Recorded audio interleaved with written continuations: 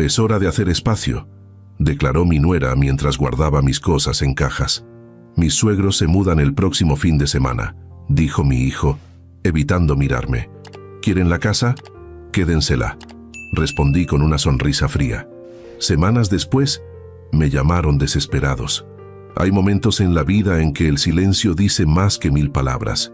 Ese domingo por la tarde, mientras observaba las manos de Claudia metiendo mis libros en cajas de cartón, sin siquiera preguntarme cómo quería organizarlos, mi silencio gritaba con la fuerza de un huracán contenido. 50 años construyendo un patrimonio, una familia, un hogar, para terminar viendo cómo empacaban mi existencia, como quien guarda trastos viejos que estorban. No dije nada en ese momento. A mis 68 años, Guillermo Valenzuela Montero ha aprendido que la paciencia es la madre de todas las victorias. Observé, calculé y planté la semilla de lo que vendría después. Todo comenzó 3 meses antes, cuando Lucía, mi esposa de 42 años, decidió visitar a su hermana en España. «Serán solo 6 semanas, viejo», me dijo mientras preparaba sus maletas. «Te vendrá bien pasar tiempo con Eduardo y Claudia. Apenas los ves desde que se mudaron a Monterrey».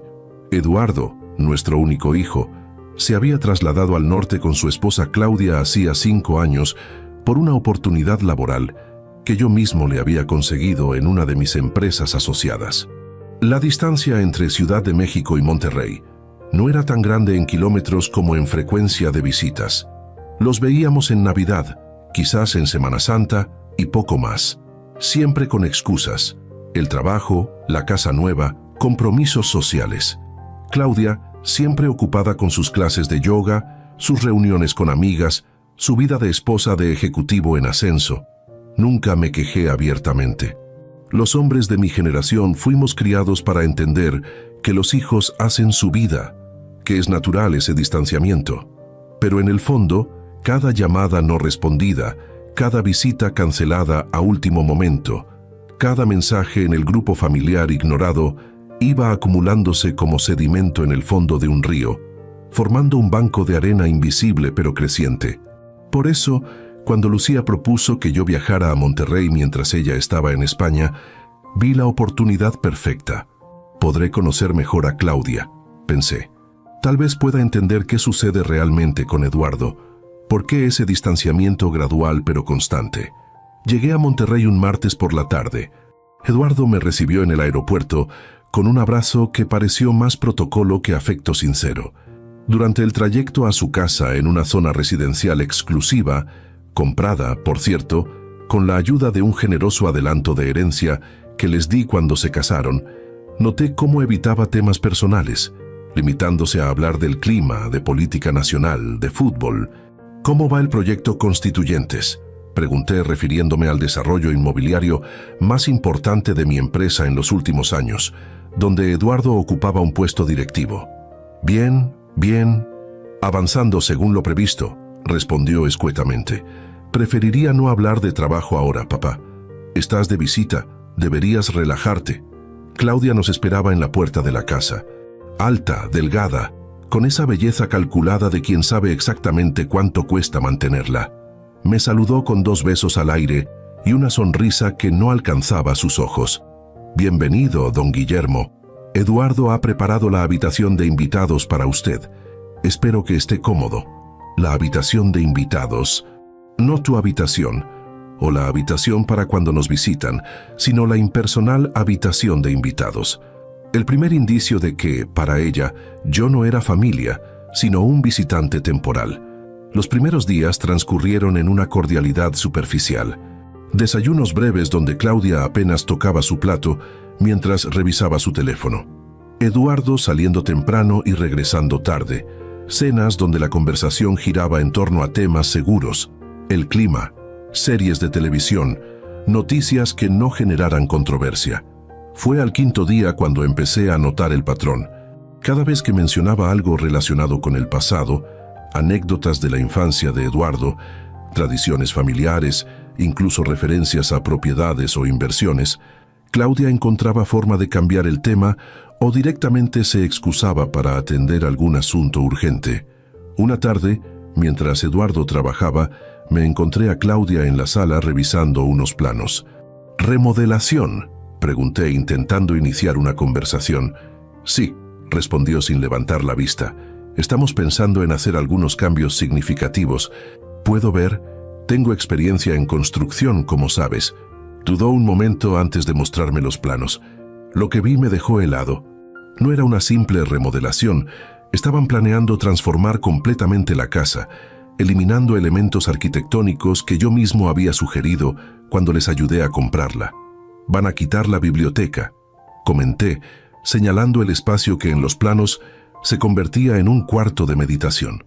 «Ya nadie usa bibliotecas físicas, don Guillermo», respondió con ese tono condescendiente que usaría con un anciano que no entiende el mundo moderno. «Todo está digitalizado ahora. Algunos preferimos el papel», respondí suavemente.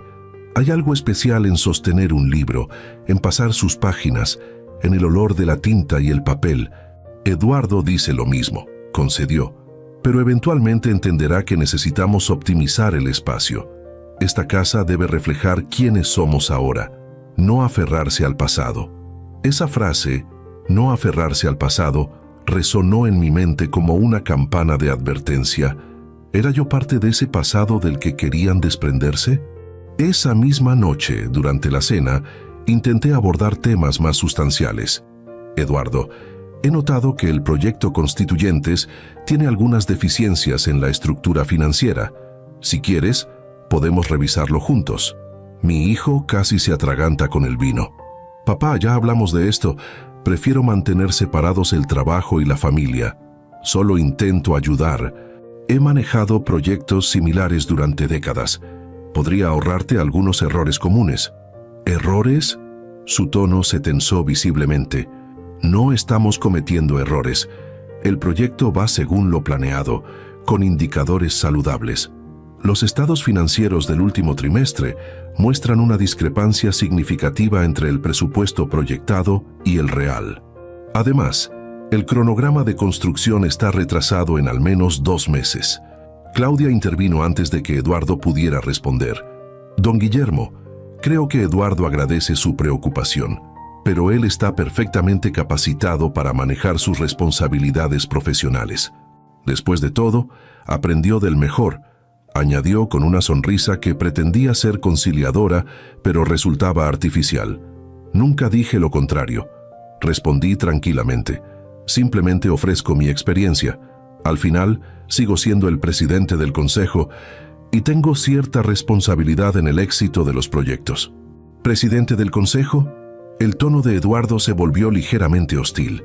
«Creí que estabas en proceso de retiro, que por eso habías delegado la dirección ejecutiva». «Delegar no es abandonar, hijo. Sigo teniendo voz y voto en las decisiones estratégicas». Un silencio incómodo se instaló en la mesa. Finalmente, Claudia se levantó para servir el postre, un momento que aprovechó Eduardo para susurrarme. «No hagas esto, papá. No socaves mi autoridad frente a Claudia». ¿Su autoridad? ¿Desde cuándo ofrecer consejo paterno se había convertido en socavar su autoridad? Algo profundo se estaba revelando ante mí y no me gustaba lo que veía. En los días siguientes, noté cómo Claudia comenzó a controlar sutilmente mi presencia en la casa. Mi habitación, anteriormente limpiada diariamente por la empleada doméstica, empezó a recibir menos atención. Las comidas se volvieron más impredecibles, con Eduardo y Claudia cenando fuera sin avisarme o alegando compromisos previos durante los fines de semana. Una mañana, escuché accidentalmente una conversación mientras pasaba cerca del dormitorio principal. «No podemos seguir así, Eduardo». La voz de Claudia sonaba irritada. «Tu padre cuestiona cada decisión. Revisa los documentos que dejas en tu estudio. Prácticamente está auditando tu trabajo. Solo está tratando de ayudar a su manera». ¿Ayudar? Está supervisándote como si fueras un pasante, no el director del proyecto. Y honestamente, su presencia constante en la casa está afectando mi rutina. Sabes lo importante que es mi espacio personal. ¿Qué sugieres entonces? Es mi padre, Claudia. Lo sé y lo respeto, pero establecimos esta vida en Monterrey precisamente para tener cierta independencia. Quizás deberíamos sugerir que regrese a Ciudad de México antes de lo previsto. Puedes decirle que hay algún asunto urgente en la oficina central que requiere su atención. No esperé a escuchar la respuesta de Eduardo. Me alejé silenciosamente, con una pesadez en el pecho que no había sentido en años. La realidad era clara. Mi presencia no era bienvenida. La distancia que había percibido durante años no era producto del trabajo o las ocupaciones, sino una decisión consciente, especialmente por parte de Claudia. Decidí adelantarme a cualquier sugerencia de su parte. Durante el desayuno del día siguiente, anuncié: he estado pensando en regresar a Ciudad de México este fin de semana. Hay algunos asuntos que requieren mi atención personal. El alivio en el rostro de Claudia fue tan evidente que resultó doloroso. «Oh, qué pena», dijo con transparente falsedad. «Esperábamos que pudieras quedarte las 6 semanas completas». «Los negocios no esperan», respondí, manteniendo la compostura. «Además, ustedes tienen sus rutinas, sus compromisos. No quiero ser una carga». «Nunca serías una carga, papá», intervino Eduardo, aunque sin demasiada convicción. «Pero entiendo si tienes responsabilidades en México». Esa noche, mientras empacaba mis pertenencias, recibí una llamada de Lucía. «¿Cómo va todo con los chicos?», preguntó, su voz alegre desde Barcelona. «Todo bien», mentí, incapaz de arruinar su viaje con mis preocupaciones. «Aunque regresaré a México este fin de semana, hay asuntos que requieren mi presencia. Tan pronto, apenas has estado 2 semanas. El deber llama, mi amor. Además, los jóvenes necesitan su espacio. No quiero ser el suegro entrometido». Hubo un silencio breve antes de que Lucía respondiera. «Guillermo Valenzuela, te conozco desde hace 40 años. Algo no está bien. ¿Qué sucedió?». Siempre fue imposible mentirle a Lucía. Después de 4 décadas juntos, podía leer entre líneas mis silencios con más precisión que mis palabras. «Te contaré todo cuando regreses», prometí. «Por ahora, disfruta de tu hermana y de España. Son solo percepciones mías, nada grave». Pero sí era grave. Lo que había descubierto en esas 2 semanas era la confirmación de algo que había sospechado durante años. Para Claudia, y por extensión para Eduardo, yo representaba un obstáculo en su visión de vida, un recordatorio constante de un pasado del que querían desvincularse, una presencia que cuestionaba implícitamente sus decisiones simplemente por existir. Regresé a Ciudad de México con una mezcla de tristeza y determinación. Mi amplio apartamento en Polanco, normalmente un refugio acogedor, parecía ahora demasiado grande y silencioso. Durante los días siguientes, me sumergí en el trabajo, revisando proyectos pendientes, analizando estados financieros, reuniéndome con socios y ejecutivos. La actividad mantenía a raya los pensamientos sombríos, pero en las noches, la realidad de mi situación familiar me golpeaba con fuerza. Fue entonces cuando comencé a reconsiderar mi posición en la empresa. Durante años había planeado una transición gradual, delegando responsabilidades mientras mantenía la presidencia del consejo como una forma de seguir conectado con lo que había construido. Ahora, sin embargo, me preguntaba si esa conexión estaba afectando negativamente a Eduardo, si mi sombra era demasiado alargada para permitirle brillar con luz propia. Una tarde, mientras revisaba documentos en mi estudio, recibí una llamada inesperada de Martín Salgado, un viejo amigo y socio comercial. «Guillermo, ¿cómo estás? Escuché que estuviste en Monterrey recientemente». «Así es. Visité a Eduardo y Claudia mientras Lucía está en España. ¿Y qué te pareció el proyecto Constituyentes? He oído algunos rumores inquietantes». Mi cuerpo se tensó instintivamente. «¿Qué tipo de rumores, Martín?» «Nada definitivo, solo comentarios entre inversionistas. Aparentemente, hay cierta preocupación sobre la gestión financiera. Algunos proveedores se han quejado de pagos retrasados y hay murmullos sobre posibles sobrecostos no justificados. ¿Tienes algo concreto? ¿Documentos? ¿Testimonios directos?» «Solo percepciones, viejo amigo. Por eso te llamo. Pensé que quizás, estando allá, habrías notado algo». Después de colgar, me quedé mirando por la ventana hacia el Parque Lincoln, pensativo. Los comentarios de Martín resonaban con mis propias observaciones durante mi estancia en Monterrey. Las discrepancias financieras que había mencionado durante aquella cena tensa no eran simples preocupaciones de un padre entrometido. Eran señales de alerta que mi experiencia de décadas me había enseñado a reconocer. Pero Eduardo había rechazado mi ayuda. Había interpretado mi preocupación como una falta de confianza. Y ahora, estos rumores comenzaban a circular entre inversionistas y socios. Si no actuaba pronto, el daño podría ser irreparable, tanto para el proyecto como para la reputación profesional de mi hijo. Esa noche, tomé una decisión. Llamé a mi asistente y le pedí que programara una reunión extraordinaria del consejo directivo para la semana siguiente. Era hora de tomar medidas concretas, incluso si eso significaba enfrentarme directamente a la resistencia de Eduardo. La reunión del consejo fue tensa desde el principio. Eduardo había viajado desde Monterrey, claramente molesto por la convocatoria repentina. Su mirada evitaba la mía mientras discutíamos los puntos de la agenda. El punto 3 requiere nuestra atención inmediata, anuncié cuando llegamos a ese tema. Revisión de la estructura financiera y operativa del proyecto Constituyentes. Eduardo se tensó visiblemente.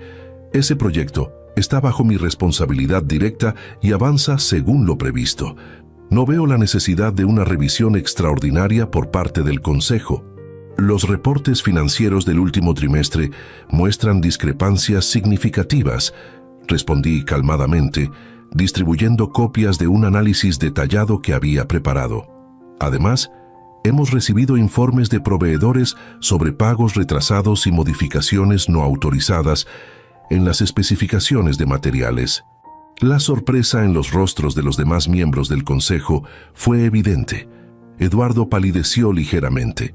Estas son acusaciones graves, papá, dijo, enfatizando la palabra papá, como para subrayar que estaba mezclando lo personal con lo profesional. Si tenías estas preocupaciones, deberías haberlas discutido conmigo en privado antes de traerlas al consejo. Lo intenté, Eduardo, durante mi visita a Monterrey, pero dejaste claro que preferías mantener separados el trabajo y la familia, si mal no recuerdo. Un silencio incómodo se instaló en la sala de juntas. Finalmente, Fernando Urrutia, uno de los consejeros más respetados, intervino. Independientemente del proceso, estas preocupaciones merecen atención. Propongo una auditoría interna inmediata del proyecto Constituyentes, con reportes semanales al Consejo, hasta que se aclare la situación. La moción fue aprobada casi unánimemente, con la única abstención de Eduardo, quien permaneció en silencio el resto de la reunión, su rostro una máscara de resentimiento apenas contenido.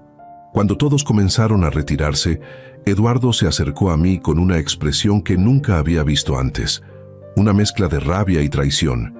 ¿Era necesario humillarme así frente al consejo?, preguntó en voz baja pero intensa. No fue humillación, hijo, fue responsabilidad corporativa. Si hubiera problemas graves en el proyecto y yo, como presidente del consejo, los hubiera ignorado, estaría fallando a mi deber fiduciario. Esto no tiene nada que ver con deberes fiduciarios y lo sabes, replicó. Es sobre control. Nunca has confiado realmente en mí. Nunca has creído que pueda manejar responsabilidades importantes sin tu supervisión constante. Eduardo, si esto fuera cierto, nunca te habría puesto al frente de un proyecto de esta magnitud. Te di la oportunidad precisamente porque confío en tus capacidades. Me diste la oportunidad para poder vigilarme de cerca, para asegurarte de que siguiera haciendo las cosas a tu manera.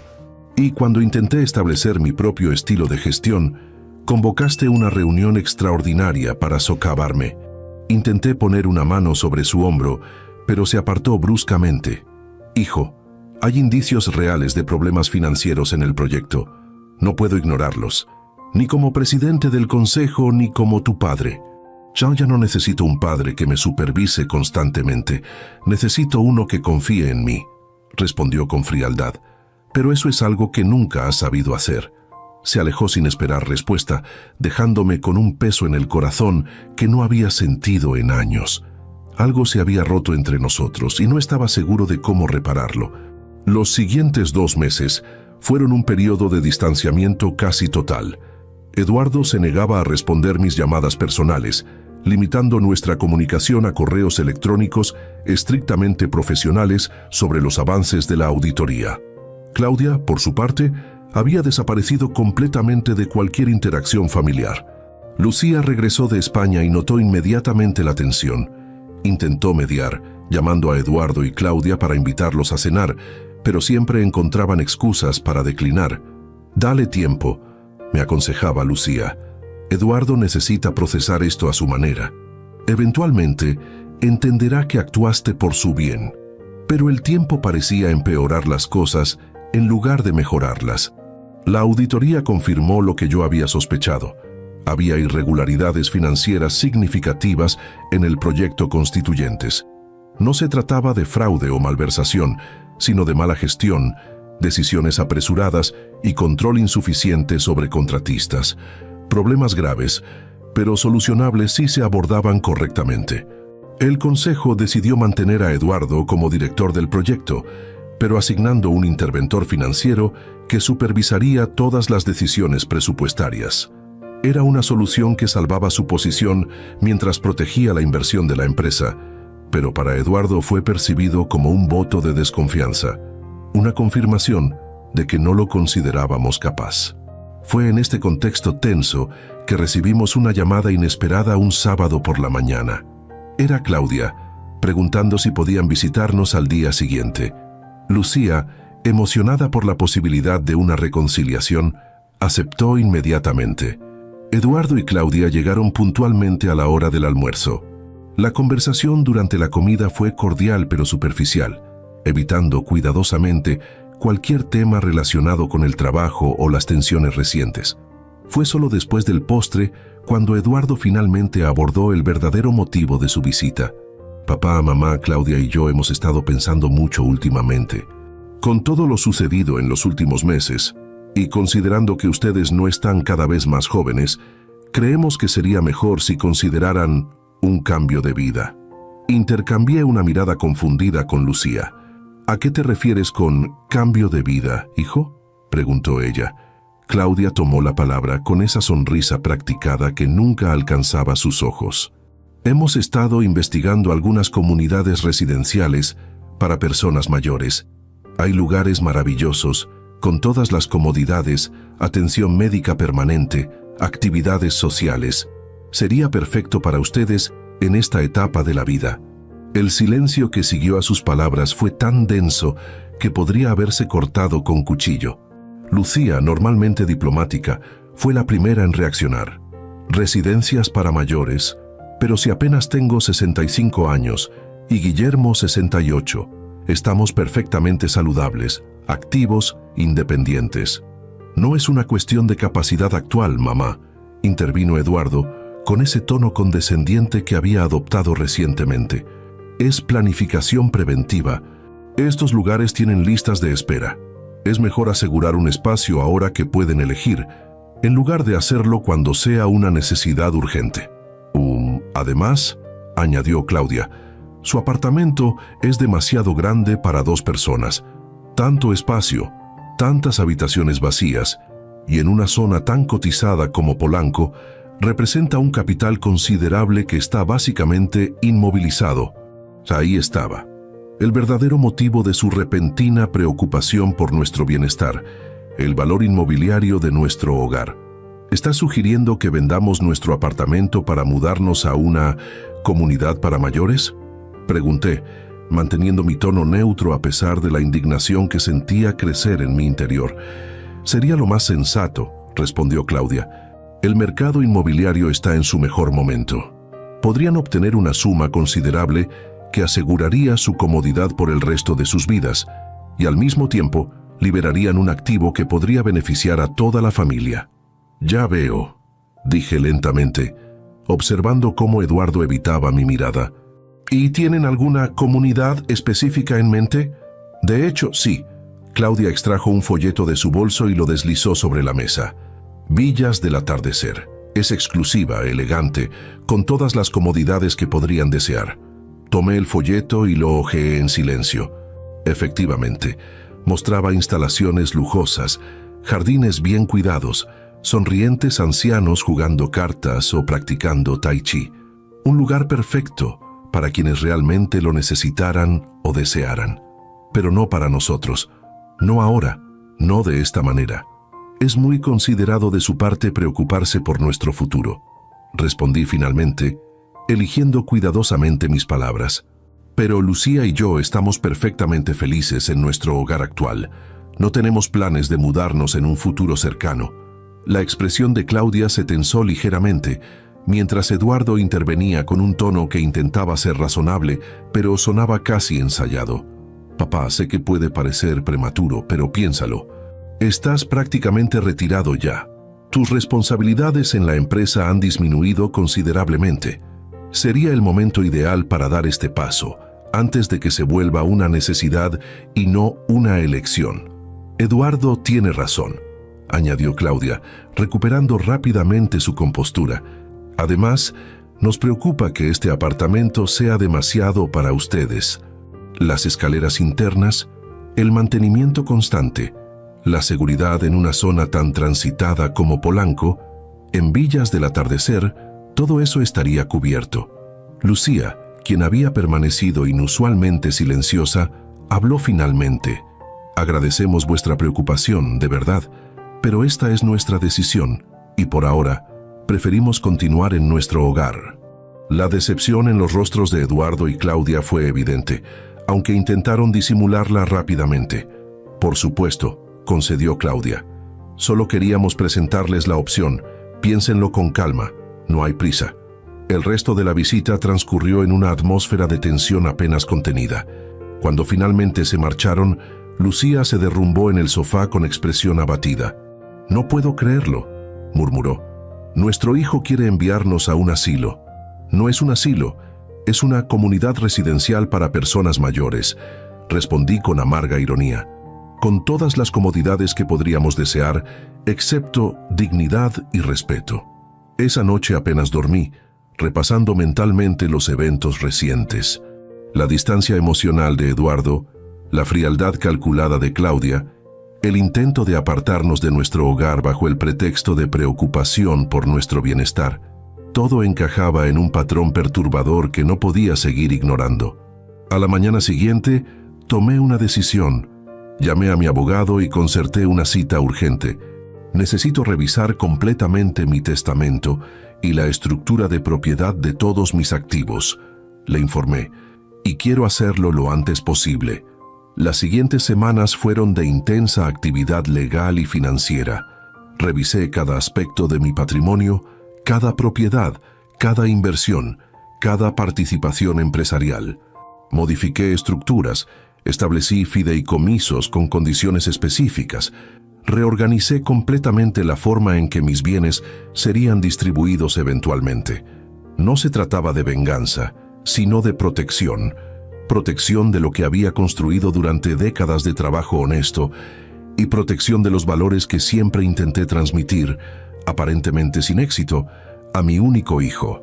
Mientras tanto, Eduardo y Claudia continuaron su campaña sutil pero persistente. Llamadas frecuentes preguntando si habíamos reconsiderado la propuesta, envío de más folletos de diferentes residencias para mayores, comentarios casuales sobre lo difícil que debía ser mantener un apartamento tan grande. Fue durante una de estas conversaciones telefónicas cuando perdí finalmente la paciencia.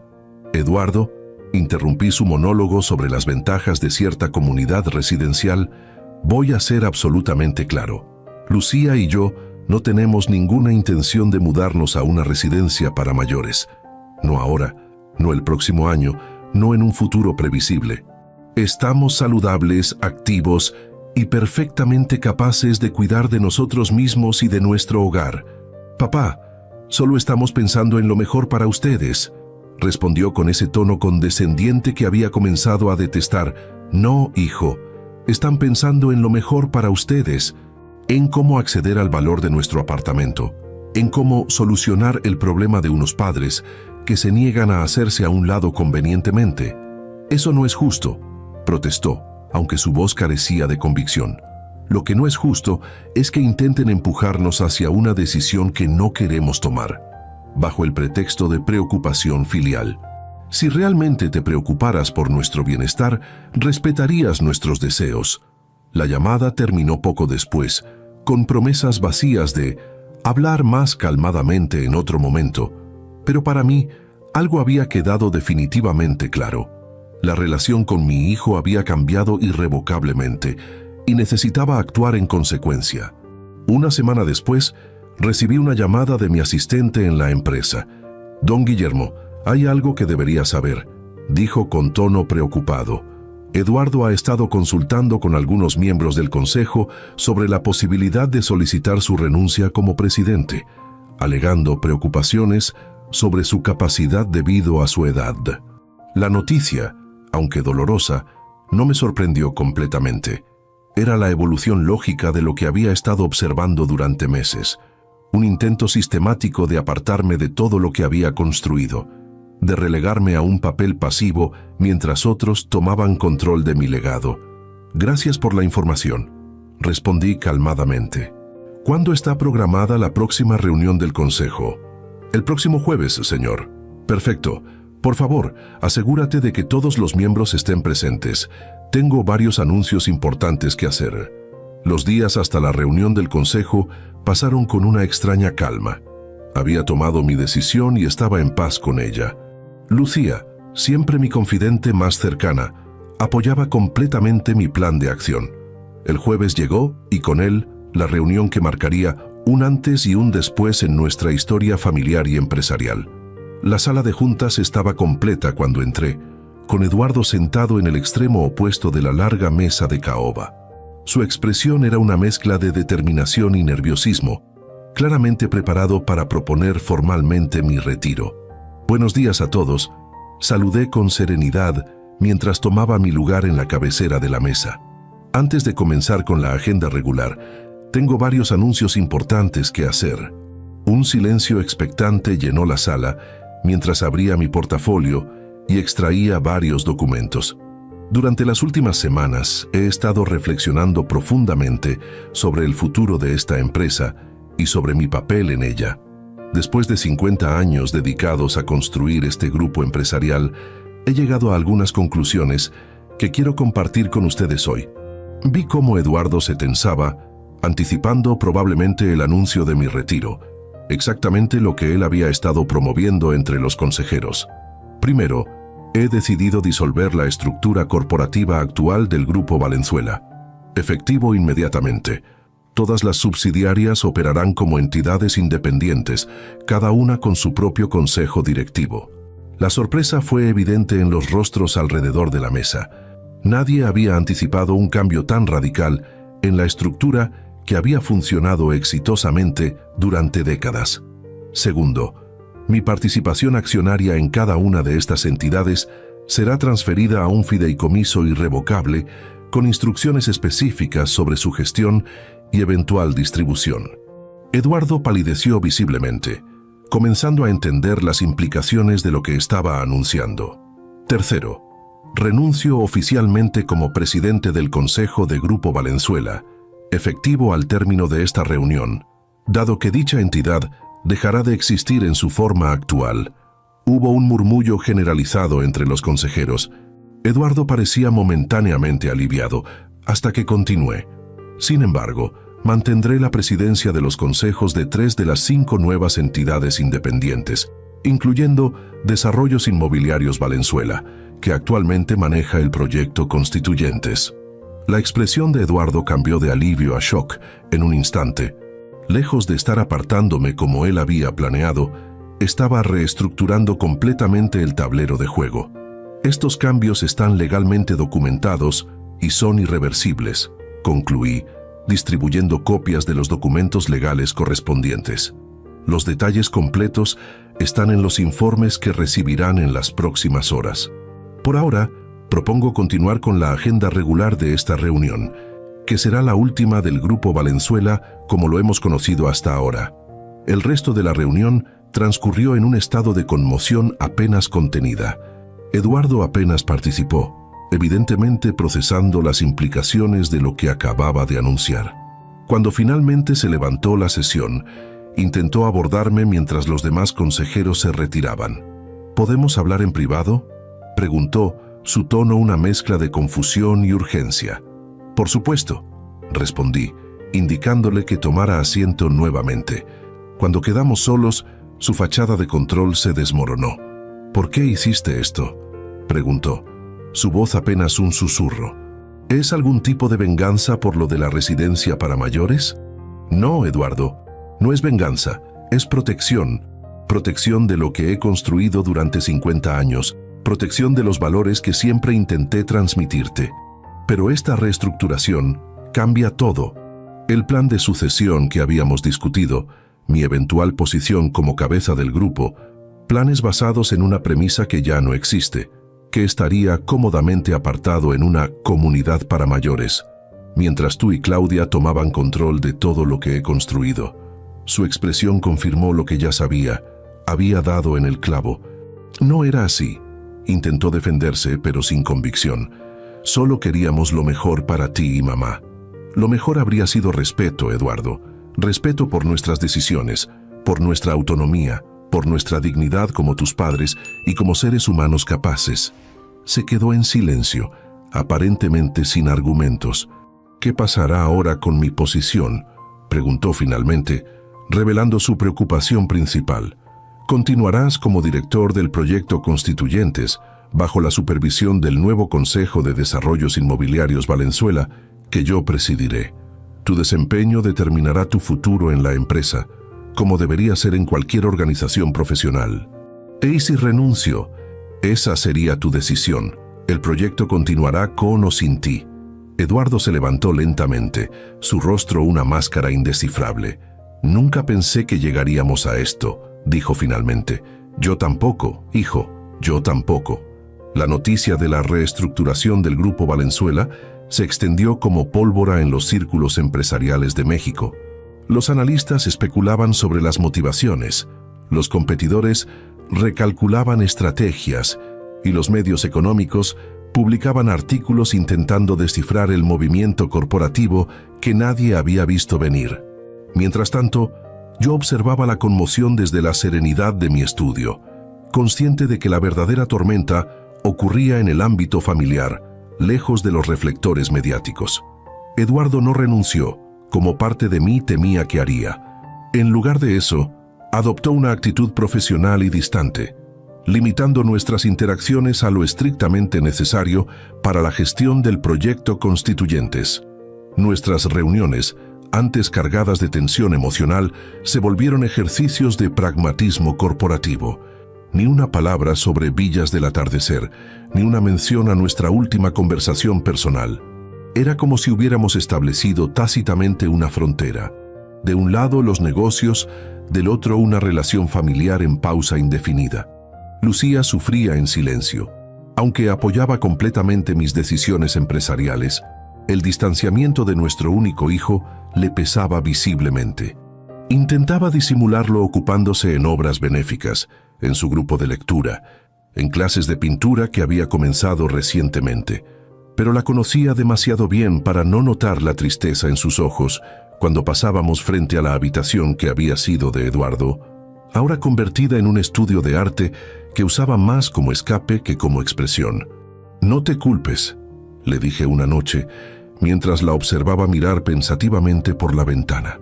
«Hicimos lo mejor que pudimos como padres. Las decisiones de Eduardo son suyas, no el resultado de nuestros errores». «Lo sé», respondió sin apartar la vista del horizonte urbano de Polanco. «Pero me pregunto dónde nos equivocamos. ¿Cuándo empezó a vernos como obstáculos en lugar de como sus padres? ¿En qué momento el cariño se transformó en cálculo?» No tenía respuestas, solo teorías.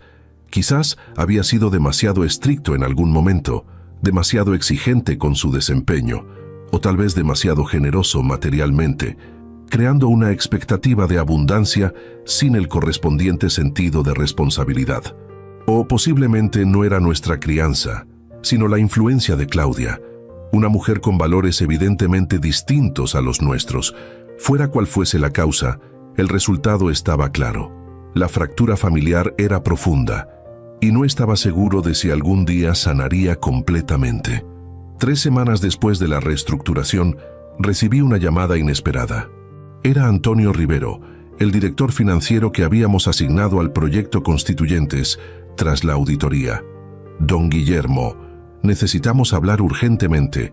Su tono era grave, profesional, pero con un matiz de preocupación que activó inmediatamente mis alarmas internas. ¿Qué sucede, Antonio? Preferiría no discutirlo por teléfono. ¿Podría recibirme en su oficina esta tarde? Por supuesto, ¿a las 4? Perfecto. Y, don Guillermo, sería mejor si esta reunión se mantuviera confidencial por ahora. La advertencia final elevó mis preocupaciones a un nuevo nivel. Antonio era un profesional íntegro, no dado a dramatismos innecesarios o paranoias corporativas. Si sugería confidencialidad, era por una razón sustancial. A las 4 en punto, Antonio estaba en mi oficina, su portafolio de cuero gastado sobre mis rodillas, su expresión una mezcla de seriedad profesional y evidente incomodidad personal. Agradezco que me reciba con tan poca anticipación, comenzó mientras extraía varias carpetas de su portafolio. Ya lo que debo mostrarle no puede esperar, aunque sinceramente desearía no estar en esta posición. Sea directo, Antonio, nos conocemos hace demasiado tiempo para andarnos con rodeos.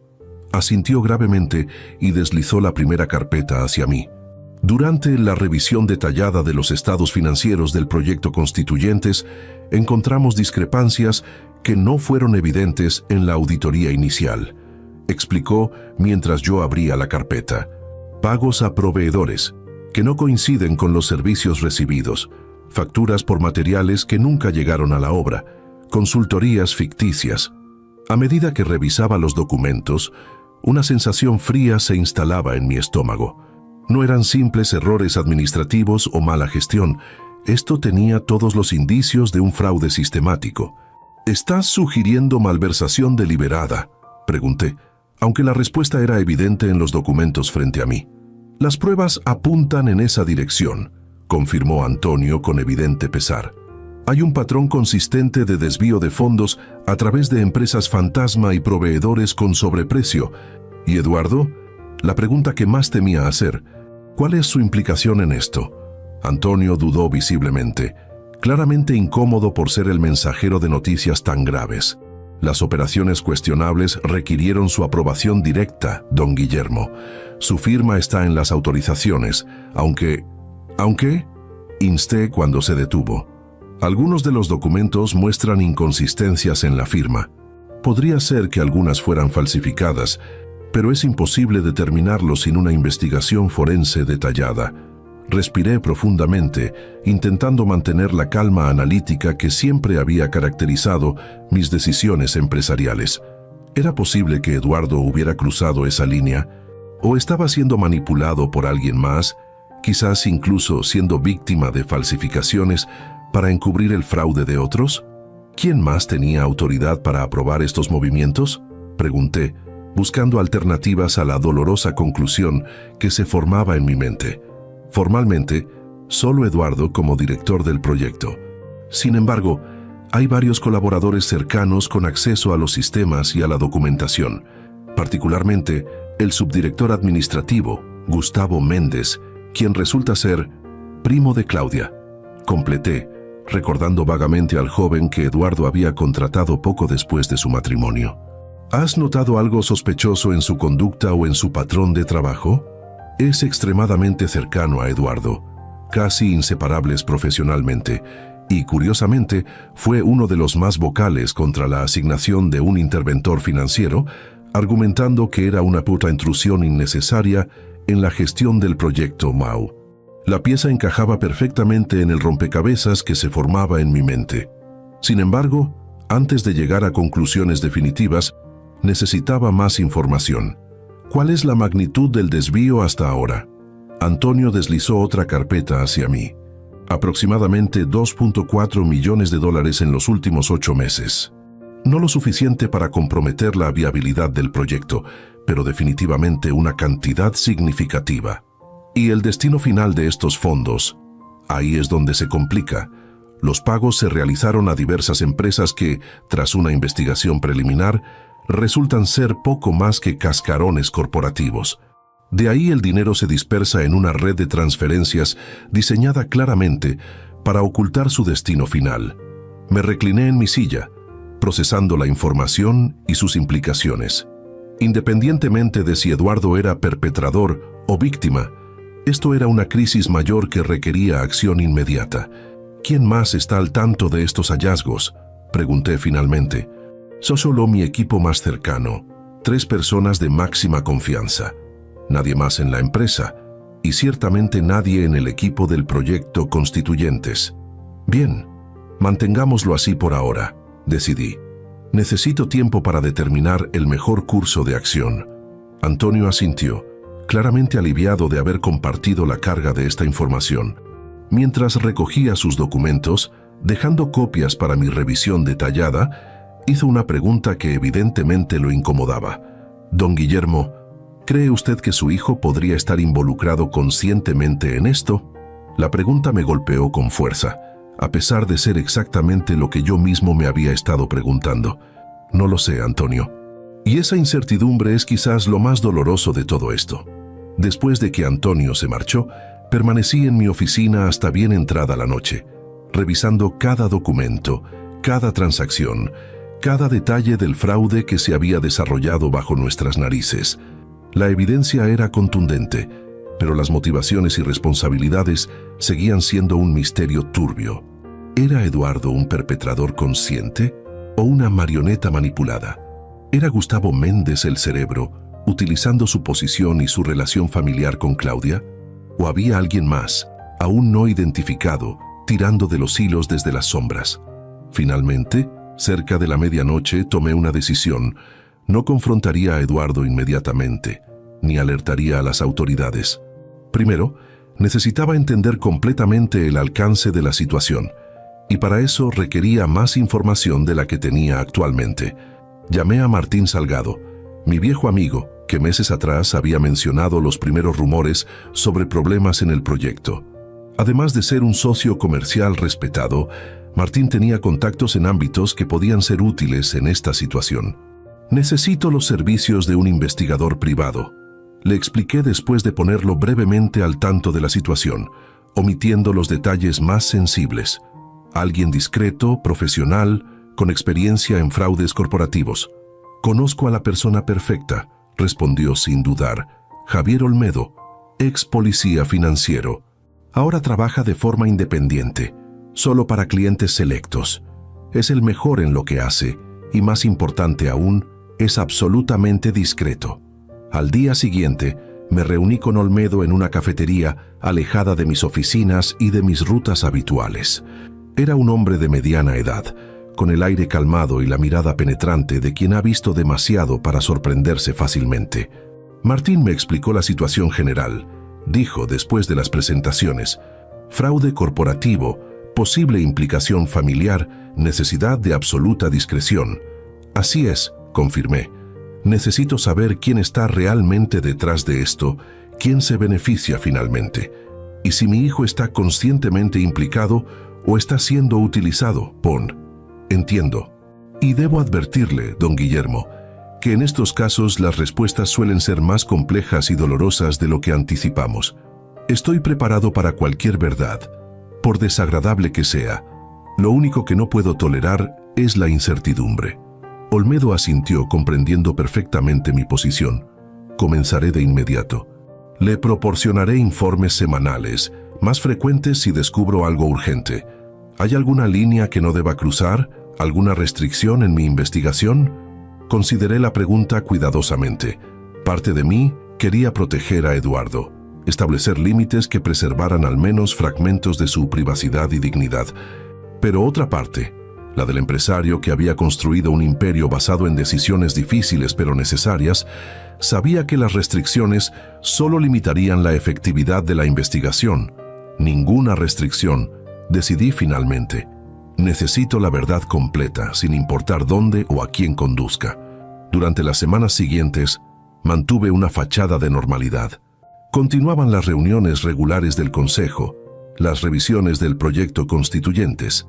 las interacciones profesionales con Eduardo. Mientras tanto, Olmedo trabajaba metódicamente, siguiendo el rastro del dinero, observando patrones, conectando puntos que para otros permanecerían invisibles. Sus informes semanales construían gradualmente un panorama perturbador. El fraude era más extenso y sofisticado de lo que habíamos detectado inicialmente. Involucraba no solo al proyecto Constituyentes, sino a otras áreas del antiguo Grupo Valenzuela, utilizando una red de empresas fantasma y transacciones cruzadas diseñadas para ocultar el flujo real del dinero. Y lentamente, dolorosamente, la imagen de los responsables comenzaba a emerger de las sombras. Tenemos pruebas concluyentes de la implicación directa de Gustavo Méndez, me informó Olmedo durante nuestra quinta reunión. Es definitivamente uno de los arquitectos principales del esquema fraudulento. ¿Y Eduardo?, pregunté, preparándome para lo peor. Es complicado, respondió Olmedo con cautela. Hay evidencia de que firmó documentos que facilitaron el fraude, pero también indicios de que algunas firmas fueron falsificadas. Su correo electrónico se usó para aprobar transacciones sospechosas, pero existen inconsistencias en los patrones de acceso que sugieren posible suplantación. Entonces, ¿es perpetrador o víctima? Posiblemente ambos en diferentes grados, respondió con la honestidad cruda que había llegado a apreciar en él. Hay transacciones que indudablemente aprobó personalmente, conociendo su naturaleza cuestionable. Pero hay otras donde parece haber sido manipulado o directamente suplantado. ¿Y Claudia?, la pregunta que había estado evitando durante semanas. Olmedo deslizó una carpeta hacia mí con expresión grave. Esto responderá muchas de sus preguntas. Dentro de la carpeta había fotografías, extractos bancarios, registros de propiedades y, lo más revelador, transcripciones de comunicaciones electrónicas entre Claudia y Gustavo Méndez. Las conversaciones eran explícitas, detallando no solo el fraude financiero, sino un plan más amplio y perturbador.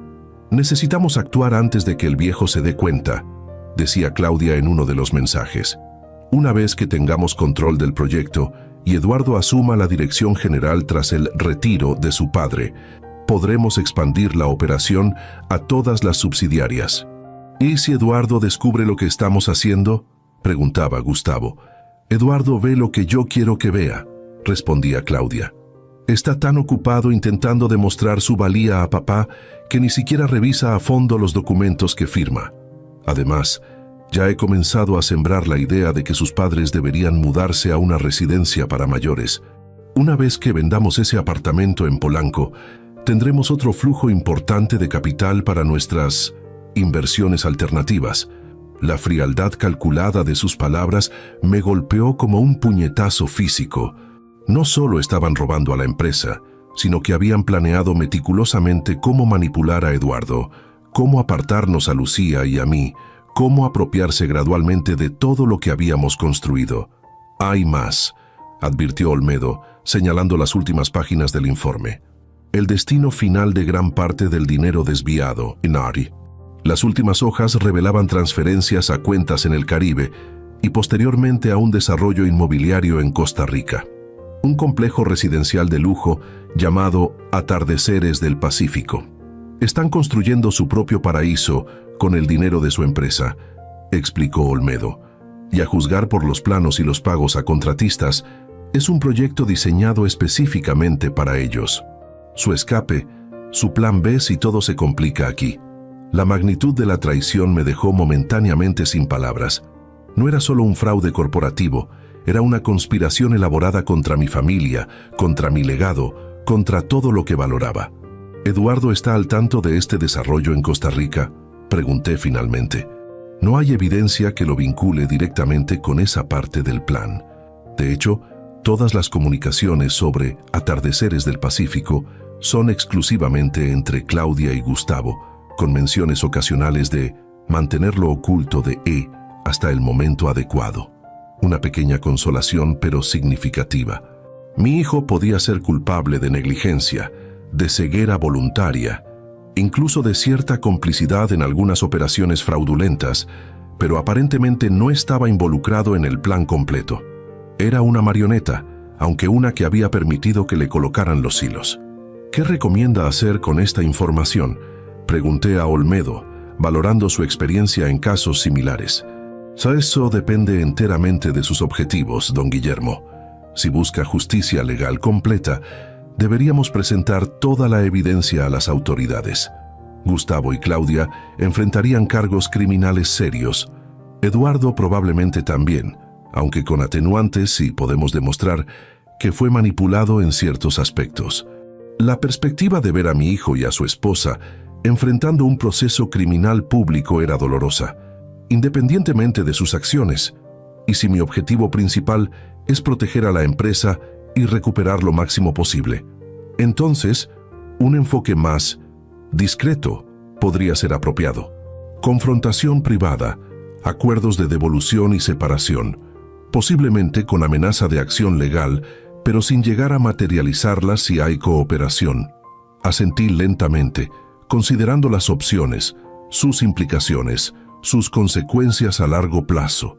No era solo una decisión empresarial, sino profundamente personal, con ramificaciones que afectarían el resto de nuestras vidas. Necesito tiempo para pensar, dije finalmente, y necesito discutir esto con mi esposa. Ella también es parte afectada y merece participar en la decisión de cómo proceder. Por supuesto, respondió Olmedo. Mientras tanto, continuaré recopilando evidencia y monitoreando la situación. Le sugiero que no haga ningún movimiento hasta que tengamos un plan completamente formado. Esa noche, enfrenté una de las conversaciones más difíciles de mi vida. Después de la cena, llevé a Lucía a nuestro estudio y, con la mayor delicadeza posible, le revelé lo que habíamos descubierto.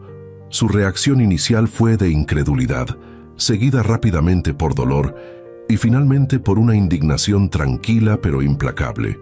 ¿Claudia ha estado manipulando a nuestro hijo todo este tiempo?, preguntó, sus ojos brillantes de lágrimas contenidas. ¿Usándolo para robar tu empresa mientras intentaba apartarnos a nosotros? Eso indican todas las pruebas, confirmé suavemente. ¿Y Eduardo? ¿Cuál es su grado de implicación? Le expliqué lo que sabíamos, su participación parcial, su negligencia, las firmas auténticas mezcladas con las falsificadas, su aparente ignorancia del plan completo. Siempre fue demasiado confiado, murmuró Lucía, más para sí misma que para mí. Demasiado ansioso por impresionar, por demostrar su valía. La perfecta víctima para alguien como ella. La pregunta ahora es cómo proceder, dije después de un momento. Tenemos varias opciones, cada una con sus propias consecuencias. Discutimos las alternativas hasta bien entrada la noche, considerando cada ángulo, cada posible resultado. Finalmente, llegamos a una decisión conjunta. No sería el camino fácil, pero sí el que mejor equilibraba justicia con compasión, consecuencias con oportunidad de redención. Al día siguiente, llamé a Olmedo para poner en marcha nuestro plan.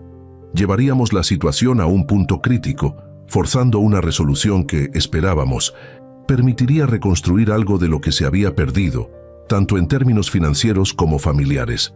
La primera fase comenzó con una auditoría sorpresa del proyecto Constituyentes, específicamente dirigida a las áreas que sabíamos estaban comprometidas. Como esperábamos, esto provocó pánico inmediato entre los implicados. La mañana que llegaron los auditores al proyecto Constituyentes, el edificio entero pareció contener la respiración.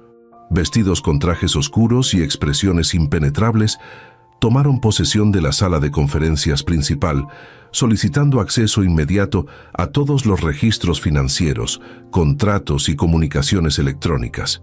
Observé desde lejos, a través del cristal de mi auto estacionado estratégicamente frente al edificio corporativo, mientras Olmedo me narraba por teléfono lo que sucedía en el interior. Gustavo Méndez acaba de salir apresuradamente de su oficina, informó. Parece alterado, está haciendo llamadas desde su celular. Eduardo ha convocado una reunión de emergencia con su equipo directivo, Mai. ¿Y Claudia? ¿Algún movimiento? Ha recibido 3 llamadas en la última media hora, todas de Gustavo. Ahora está saliendo de su clase de yoga, según nuestro agente en el sitio.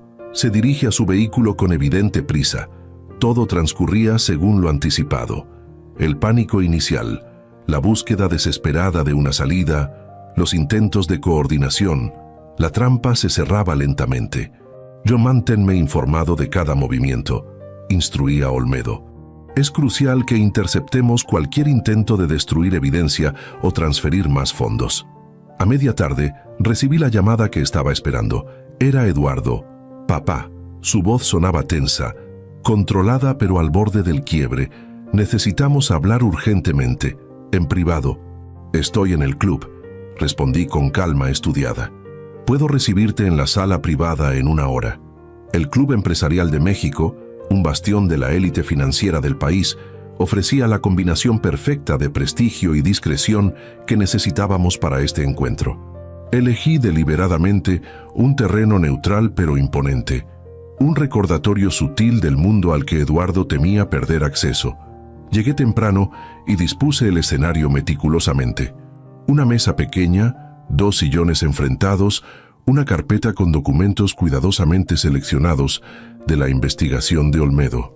No todos, solo lo suficiente para establecer la gravedad de la situación sin revelar la extensión completa de nuestro conocimiento. Eduardo llegó puntual, algo inusual en él últimamente. Noté inmediatamente los signos de estrés. Ojos enrojecidos, corbata ligeramente torcida, una tensión visible en su mandíbula. Se sentó frente a mí con la postura de quien se prepara para una confrontación inevitable. Supongo que la auditoría sorpresa fue idea tuya. Comenzó, intentando proyectar indignación, pero logrando solo transmitir ansiedad. Una decisión del consejo, respondí neutralmente. Rutinaria, considerando las irregularidades previamente identificadas. Ya no hay nada rutinario en la forma en que están procediendo. Han paralizado todas las operaciones, confiscado equipos, interrogado a mi personal como si fueran criminales. ¿Y no lo son, Eduardo?, pregunté suavemente, manteniendo mis ojos fijos en los suyos. ¿No hay criminales entre tu personal? Su mirada vaciló, el primer signo de que su fachada comenzaba a resquebrajarse. Si tienes acusaciones específicas, deberías presentarlas formalmente, respondió, pero su voz había perdido fuerza. Sin decir palabra, abrí la carpeta y deslicé hacia él el primer documento, un análisis detallado de transferencias fraudulentas aprobadas con su firma, junto con fotografías de las propiedades adquiridas en Costa Rica con esos fondos. ¿Qué es Atardeceres del Pacífico, hijo?, pregunté cuando vi que la sangre abandonaba su rostro. Un hermoso nombre para un complejo residencial construido con dinero robado de nuestra empresa. Yo no sé de qué estás hablando. Titubeó, pero sus ojos traicionaban su conocimiento, o al menos su sospecha. Le mostré entonces el segundo documento, transcripciones parciales de conversaciones entre Claudia y Gustavo Méndez, cuidadosamente editadas para proteger temporalmente a Eduardo de la verdad más dolorosa, que él mismo era considerado una pieza prescindible en el plan de su esposa. Tu firma aparece en docenas de documentos que facilitaron este fraude. Continué, mi voz intencionalmente carente de emoción. La pregunta no es si estás implicado, Eduardo. La pregunta es hasta qué punto eras consciente, y si estabas actuando bajo tu propia voluntad o bajo manipulación. El silencio que siguió fue denso, cargado del peso de decisiones irrevocables y consecuencias inminentes. Observé a mi hijo, buscando en su rostro al joven idealista que alguna vez había sido, antes de que la ambición y la influencia de Claudia lo transformaran en el hombre quebrado frente a mí. No sabía lo de Costa Rica, dijo finalmente, su voz apenas un susurro. Firmé documentos que no debí firmar. Aprobé transacciones sin la debida diligencia, pero nunca pretendí robar de la empresa. Gustavo me aseguraba que eran operaciones legítimas, complejas pero necesarias para la optimización fiscal del proyecto. ¿Y preferiste creerle a él antes que hacer tu propia verificación? ¿Antes que consultarme a mí o a cualquiera de los asesores financieros de confianza que siempre han estado a tu disposición? Quería demostrar que podía manejarlo solo. La respuesta salió como la confesión que realmente era, que no necesitaba supervisión constante, que podía tomar decisiones independientes. Y sí, Claudia insistía en que mantuviera distancia profesional contigo, que estableciera mi propia autoridad. Mientras ella y su primo saqueaban el proyecto que construimos durante décadas, completé, permitiendo que un atisbo de la ira que había estado conteniendo se filtrara en mi voz. Y mientras planeaban apartarnos a tu madre y a mí, enviándonos a una residencia para mayores, para poder apropiarse de nuestro apartamento, y su expresión de shock parecía genuina, lo que confirmaba nuestra teoría. Eduardo había sido cómplice por negligencia y ambición, pero no estaba al tanto del plan completo. ¿De qué estás hablando? Lo de la residencia para mayores fue solo una sugerencia, pensando en su comodidad y seguridad. Le entregué entonces la tercera carpeta, la que contenía los mensajes más explícitos entre Claudia y Gustavo sobre sus verdaderas intenciones. Vi cómo los leía, cómo su rostro pasaba de la confusión a la comprensión y finalmente al horror. No, no puede ser, murmuró, pero la verdad estaba allí, innegable en las palabras escritas por su propia esposa. La auditoría continuará, dije después de darle unos momentos para asimilar la información, y cuando concluya, presentaremos los hallazgos a las autoridades correspondientes. Gustavo Méndez enfrentará cargos criminales, sin duda. Lo mismo aplica para cualquier otro implicado directamente en el fraude. ¿Incluida Claudia?, preguntó, su voz quebrada. Incluido cualquiera que haya participado conscientemente en el robo de fondos corporativos. Respondí, manteniendo deliberadamente la ambigüedad. La evidencia determinará el grado de responsabilidad de cada uno. ¿Y yo? La pregunta que inevitablemente debía surgir. Me incliné hacia adelante, mirándolo directamente a los ojos. Eso, hijo mío, depende en gran medida de lo que decidas hacer ahora. Lo que siguió fue un torbellino de actividad. Eduardo, enfrentado a la evidencia irrefutable de la traición de su esposa y la magnitud del fraude en el que había sido implicado, decidió cooperar plenamente. Proporcionó acceso a todas sus cuentas, documentos y comunicaciones. Identificó operaciones específicas donde había sido manipulado y testificó contra Gustavo Méndez. Su confrontación con Claudia fue un momento que ninguno de nosotros presenciamos, pero según me contó después, fue brutal en su claridad. Ella inicialmente negó todo, luego intentó minimizar su participación, hasta que finalmente, al verse acorralada, mostró su verdadero rostro, frío, calculador, desprovisto de cualquier afecto genuino por el hombre con quien había compartido 5 años de su vida. «Eres un estúpido, Eduardo», fueron aparentemente sus últimas palabras antes de abandonar su casa. Bueno, si podrías haberlo tenido todo, pero preferiste seguir siendo el niño de papá. Mientras los eventos se desarrollaban, mantuve a Lucía informada, pero protegida de los detalles más dolorosos.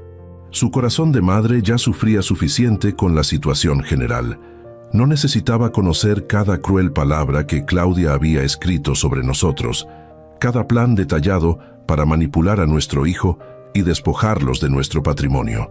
Gustavo Méndez intentó huir a Costa Rica, pero gracias a la vigilancia de Olmedo fue interceptado en el aeropuerto.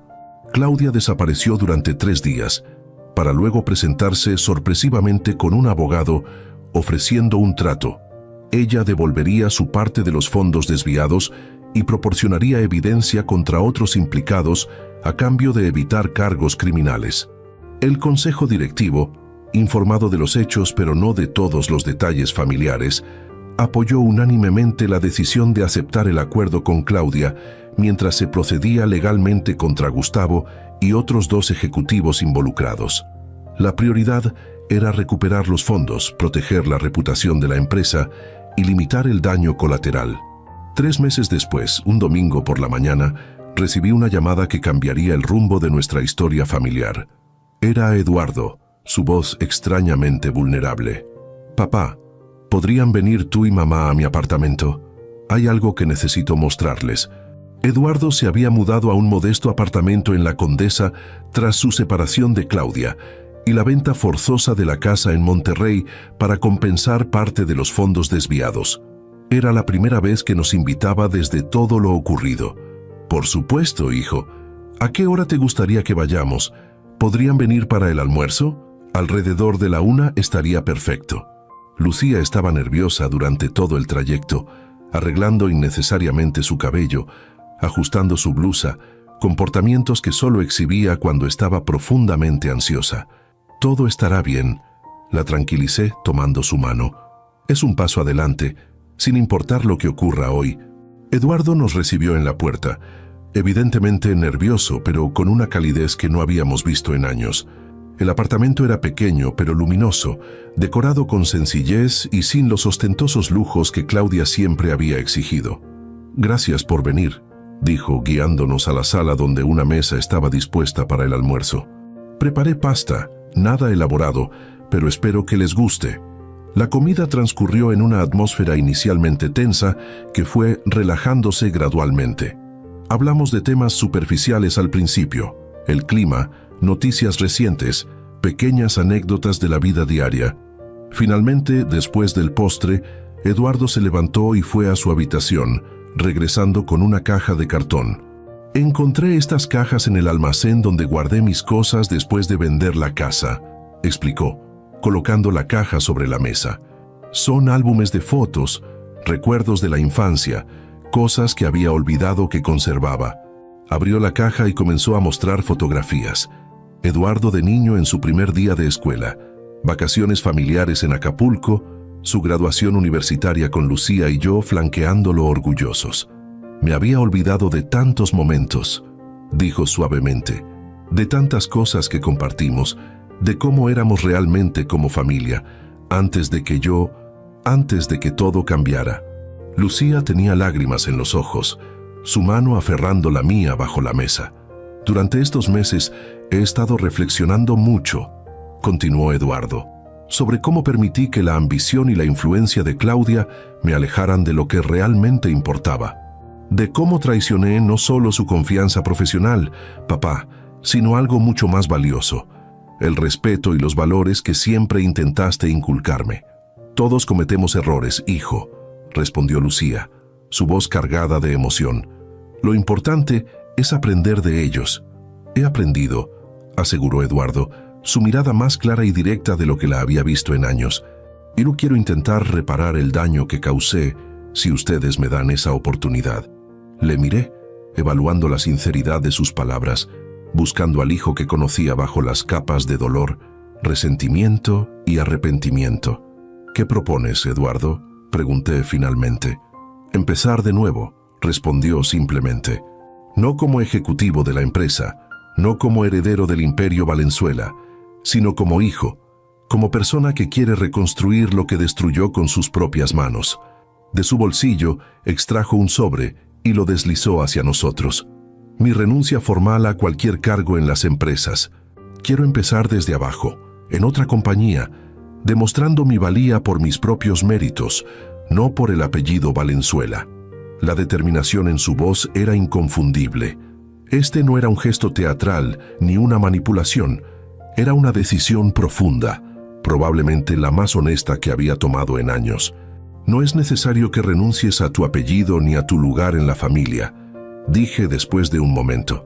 «Los errores no definen quiénes somos, nuestras respuestas a ellos sí».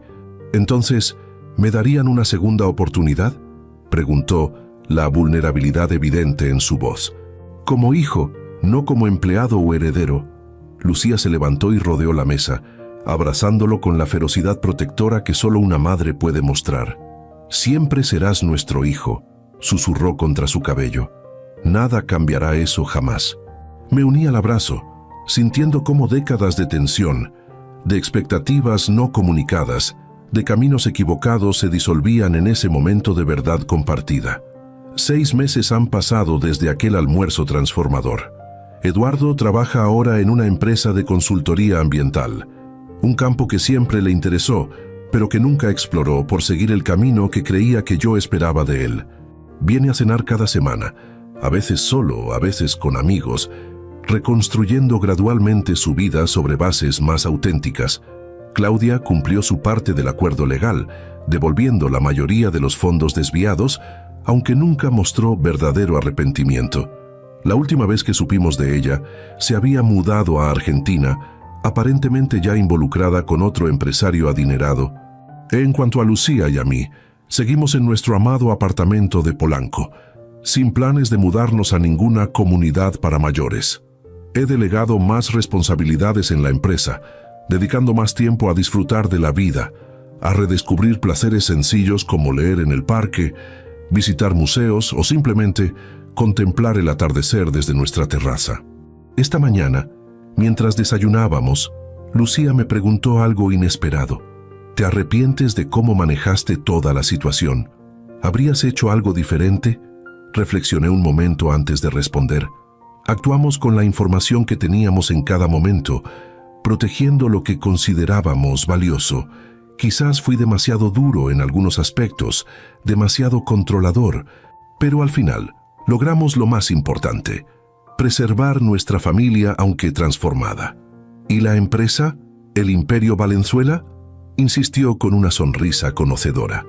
Es solo ladrillo y papel, respondí, sorprendiéndome a mí mismo con la ligereza de esa afirmación. Lo que construimos como familia, el respeto recuperado, la honestidad finalmente alcanzada, eso es el verdadero legado. Ayer, Eduardo nos invitó a visitar un pequeño terreno que ha comprado en las afueras de la ciudad. Es apenas 1 hectárea con una cabaña modesta, pero sus ojos brillaban al mostrarnos dónde plantará árboles, dónde construirá un estanque, cómo transformará ese espacio en un refugio personal. Quiero construir algo con mis propias manos, explicó.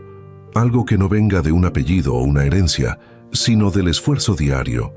Lo observé trabajar la tierra, preparando el suelo para los primeros árboles, y vi en él una mezcla del joven idealista que había sido y el hombre maduro en que se estaba convirtiendo.